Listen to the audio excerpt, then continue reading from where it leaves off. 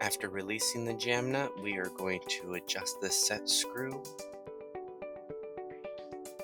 Once it's fully adjusted to the proper tension that we're needing, we will lock the jam nut back in place, securing the set screw in place so it will not move.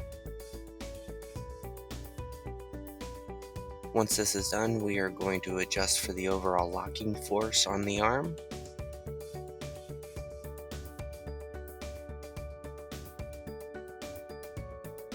We're going to adjust these screws evenly.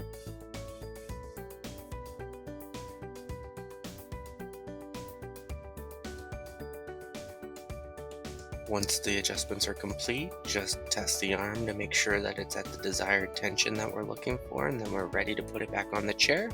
I'm going to slide it on via the rail mech and lock it in place. And then to get to the desired position, we squeeze the handle at the end of the arm and rotate it around to the desired location that we want to use the arm at.